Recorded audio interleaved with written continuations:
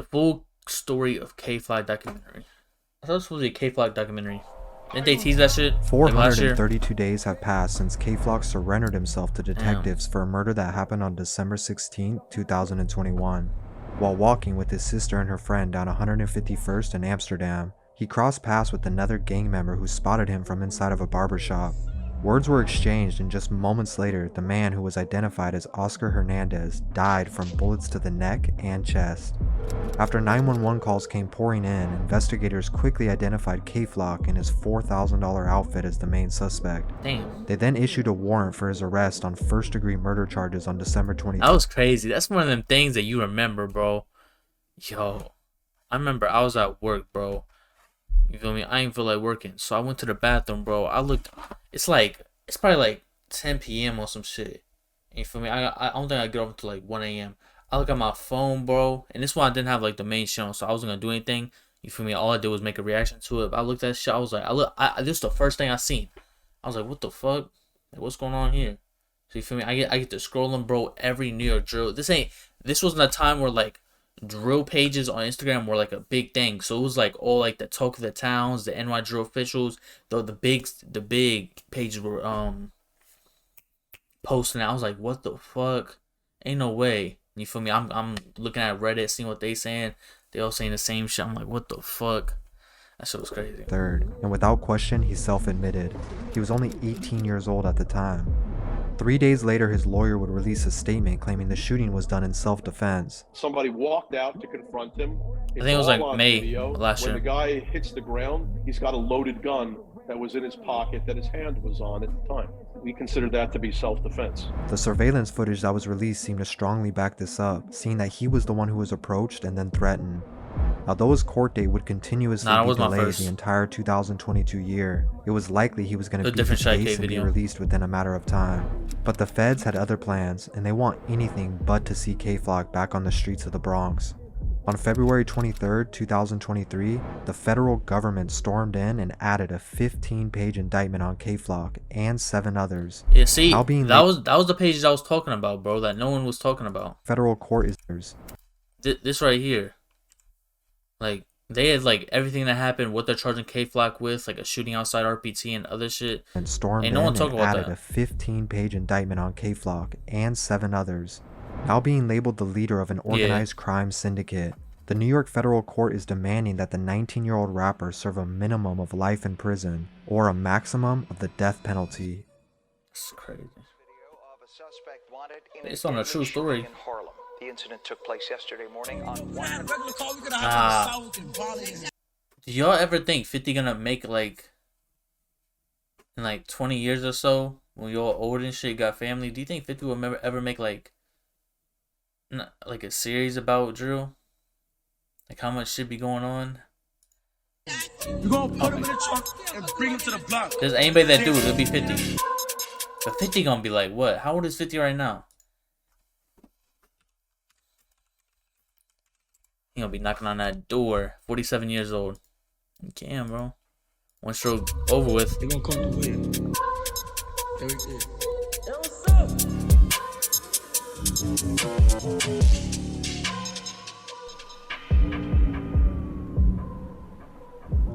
Before he was ever known as K-Flock, he was just Kevin Perez, born April 20th, 2003 in the Bronx, New York.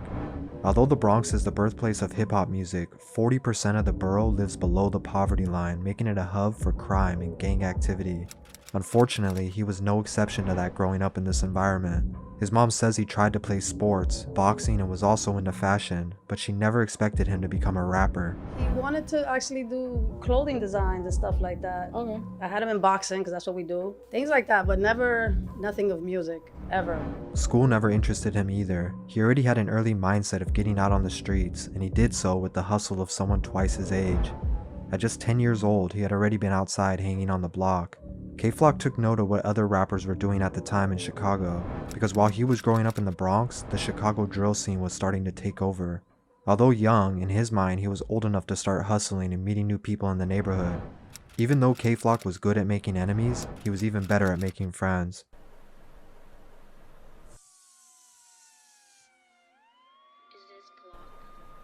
Is this Glock? Aaron Howard, or Dougie B, is actually his blood cousin, but the two grew up like good friends. Then there was The cousins? Quayshawn, or B-Love. Wait. He is They actually gotta be missed, right? his blood That's a cousin, miss? but the two grew up like good friends. He Chad? Alright. Then there was But I say, because that means, you feel me? Is he Joe Watts? You feel me?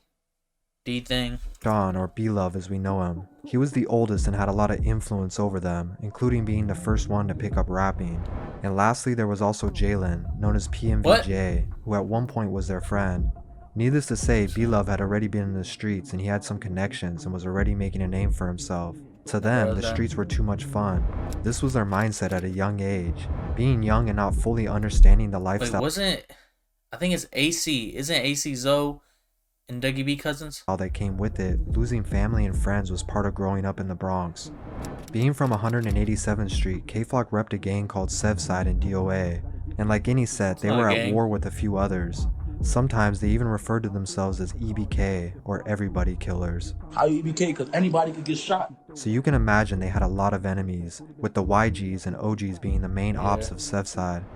As I mentioned, B-Love was the first one to start recording music, but he didn't like the way his songs were coming out, so he ended up giving it up for a while and never released the songs. Meanwhile, PMVJ would actually be the first one to find some success with songs like OMBK. Seeing that PMVJ could get views like that only made them realize they could do it as well, seeing they all come from the same area. Shortly after, B-Love ended up doing some time behind bars, later claiming that someone had snitched on him. This made him hate the street politics, wanting to pursue music more so he could leave that behind. But while this was happening, K-Flock was running his ops down in the streets and would even go live on Instagram, showing him in hoods he wasn't supposed to be in like he was bulletproof. I make it known when I'm on his side. Look, came from all there, boys down, look, boys still down there. Boys still down there.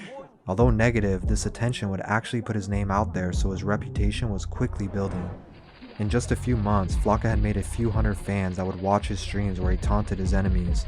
The idea of making music still wasn't on his mind though. The streets had his full attention. I wasn't really the rapper, it's really the rapper right here. However, the atmosphere of New York's music scene was quickly changing.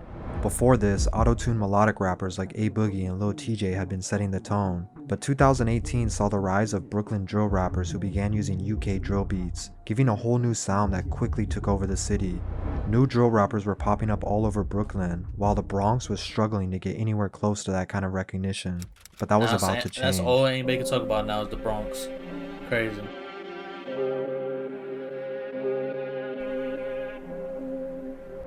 In 2019, B-Love came home from his sentence, and upon his return, Dougie B convinced him and K-Flock to start rapping seriously. But things were only getting more complicated in the streets. At this point, their friend PMVJ started repping a new set, and Dougie B and others were upset about that. What is the reason why you don't like me? Why, bro? You used to stay on me. I used to take care of you, all that. Tell me why you don't like me, bro. You're a big thing. I don't care about you. One day, PMVJ was back in SLIXZZ visiting his family when Dougie B and a friend pulled up, allegedly asking PMVJ's mom if he was home. She unknowingly Story. Oh man, Reddit. You might have already heard PMVJ basically grew up together. They were close friends for a long time. He was cool with Dougie too, but Dougie isn't from the Sev, so they didn't have the same relationship with K and J had. So we know PMVJ blows up in a rapping game. He's pulling views and shit, getting attention. Keep in mind, he's still visiting Sev because he has family there. Fast forward some time later, one day he was chilling home. This was after the first time he got his chain snatched. He basically gets snaked. This was after the first time he got his chain snatched. He got his chain snatched multiple times. The fuck? He's chilling in his crib. His mom tells his quote-unquote friends that Jay is in the house and are welcome if they want to chill. So Dougie and his man Sticky, who just got released for charges, robs Jay for his chain. Dougie did time as well. He came home last year for those charges. Oh, so people are saying Jay was the one that pressed charges. You feel me? Because he got robbed, calling him a snitch. But it was probably his mom being in the crib with him. Makes sense. And a friend pulled up, allegedly asking PMVJ's mom if he was home. She, unknowing of the beef, told them that he was upstairs if they wanted to hang out. This would ultimately lead up to Dougie B taking the chain off of his neck and recording the entire incident. See the chain Was it Dougie? K-Flock, of course, would side with Dougie B, and the rest was history. Because of this, though, Dougie B would actually spend some time in jail for the robbery. With Dougie gone, B-Love and K-Flock were still in the streets looking for a way out. But for an undisclosed reason due to being a minor, K-Flock was then also put into a juvenile detention center for a short period of time. With B-Love the only one still holding on to his freedom, he began freestyling over drill beats until K-Flock came home. When Flocka was released, B-Love sat him down and told him he should really give rapping his full attention, and within time he booked a studio session for him where he recorded his first track.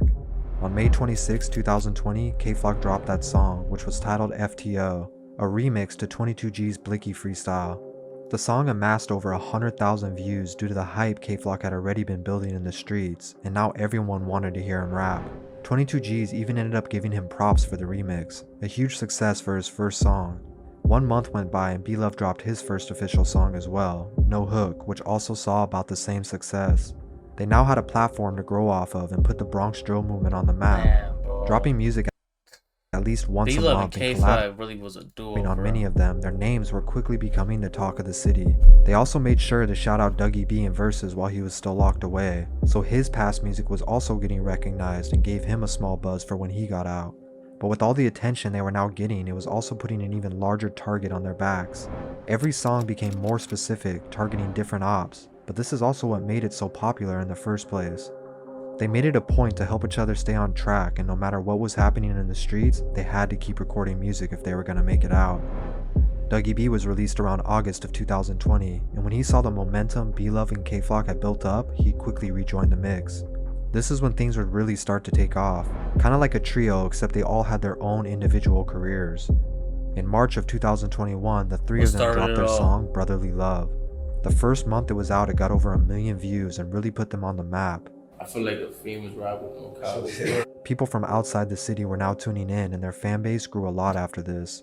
A big reason the music was catching on was because they didn't just copy the drill sound that Brooklyn was seeing success with, but rather they put their own twist on it, making it an entirely new sound. That's a fact. They fucking be having a vest. And although other Bronx rappers were getting views too, it was really these three who took it to that next level. From here forward, their songs were easily gathering millions of views every time. But make no mistake, they were still in the middle of a war. Things between Sevside, the YGs, and OGs was heating up, and the music was only adding fuel to the fire for all sides. Unlike most gangs that you've heard about in the past, the ones doing the most damage here in the Bronx were actually kids from the ages of 12 to 18. These kids are younger and wilder than anything you could imagine, and they're pulling triggers. During this time, K-Flock was having beef with his own cousin and rapper D-Thing, just because he was repping a different set, and that just shows how serious they took it. It's no more free Dougie B, but it's soon be a RIP.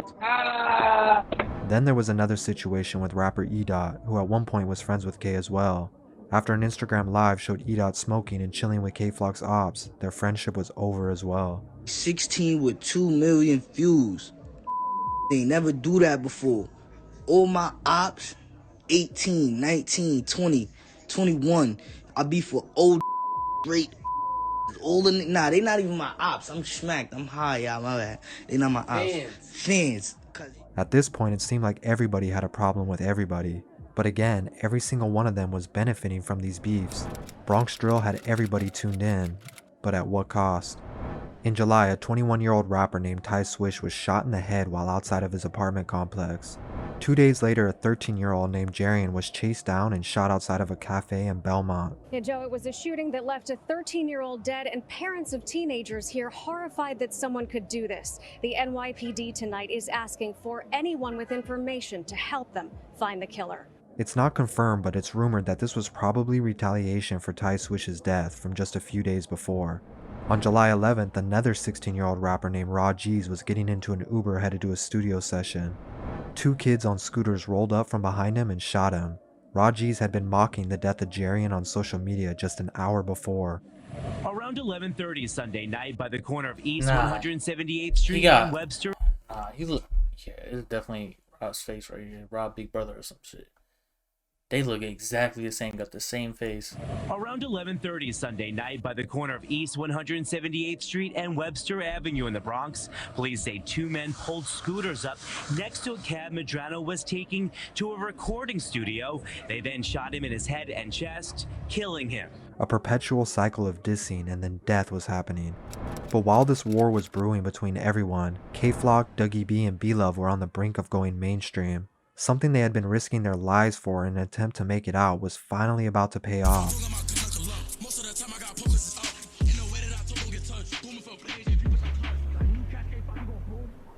Shortly after, K-Flock dropped his song Being Honest, and he would get his first collab from a mainstream artist when G Herbo gave him a verse. Following suit, Lil TJ and 504 would also collab with him on the song Is You Ready? Now he was getting radio play on Hot 97, and together with B-Love, he walked onto his first major show at Rolling Loud. K-Flock, B-Love, and Dougie B would all sign record deals shortly after, with K-Flock's rumored to have been worth a few. I believe that K got signed for $3 million to Victor, but he's keeping it low key.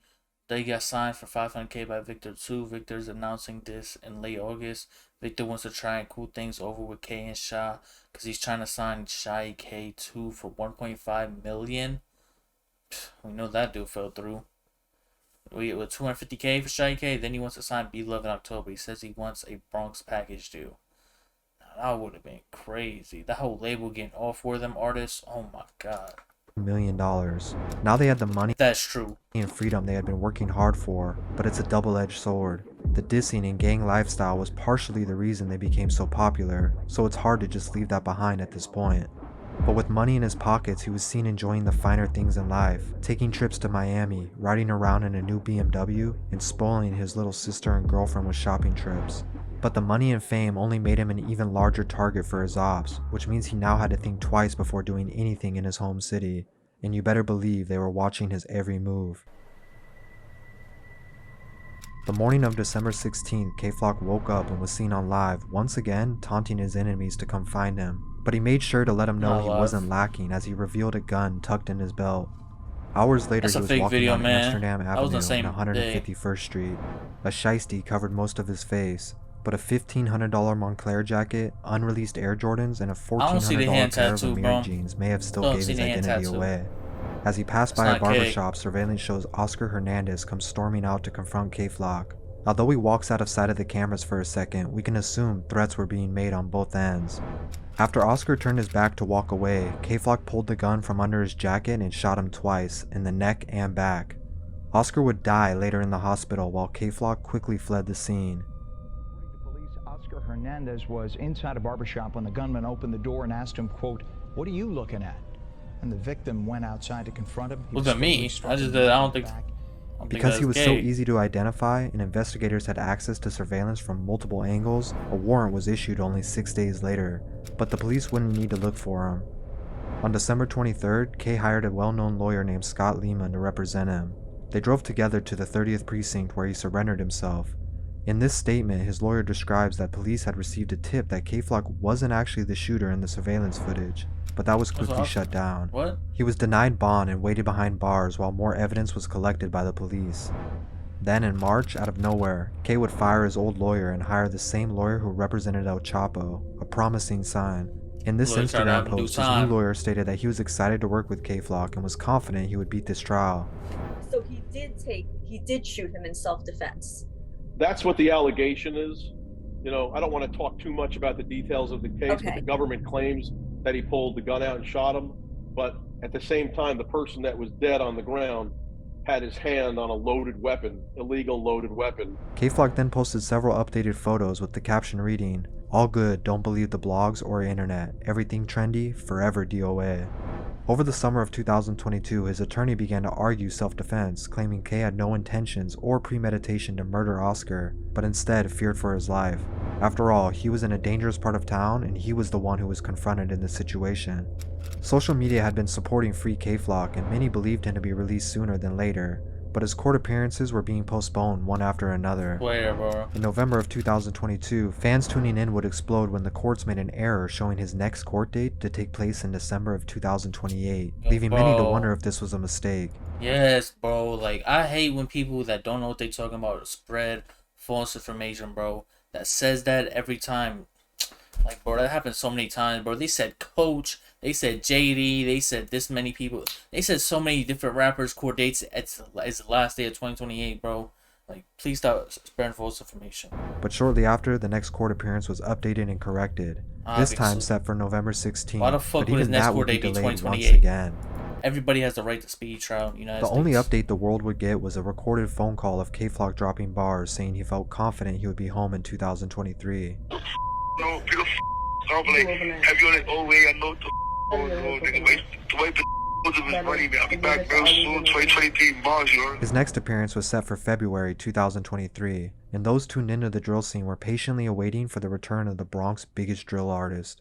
Instead, what fans and K-Flock would get would be a wake-up call that no one could see coming.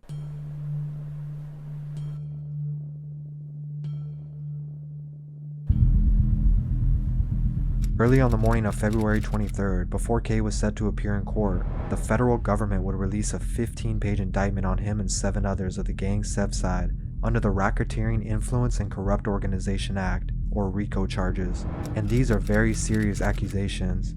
Normally the evidence behind RICO charges go back many years, but in K-Flock and SLIXZZ's case, it was only 2 years worth of evidence, leaving many to believe this was rushed in a desperate attempt to keep K-Flock away and locked up. Regardless, the government had gathered enough evidence against him and his entire gang, wanting to make an example out of all of them due to New York having some of the strictest sentencing and an image to uphold. New York wasn't taking a liking to the image that K-Flock and his music were giving the city. After all, this is the home of the stock exchange and some of the wealthiest people in the country. The last thing they want is kids glorifying murders in their city. New York City, they're not waiting for that. You're not going to make the city where e-commerce and the stock market lives look like a crime-infested haven to the rest of the world. And when you're now a rapper and you're going on live to say, ain't nothing wrong with wearing a bonnet, but outside though, to a music video, I have a gun and I'm chasing it down. You're not gonna do it in New York City. You can do this in Chicago. You can do this in Houston. You can do this in Miami. You will never in life do this in New York City. Now it suddenly made sense why K-Flock's court date was being delayed. What most initially thought would be no more than a few years quickly turned into a minimum life sentence, with the maximum being the death penalty. Neither K or his defense have responded as of now, only a few recent photos of prison where K is seen here. Police are now gathering all 7 indicted members, and K-Flock's life hangs in the middle. He wanted to be the one who made the change for everyone around him, but at just 19 years old, he may have already lost the chance of being a free man. Yeah, I just want my whole hood to be on gangster, feel me? I'm gonna be the nigga that make the change for everybody. That's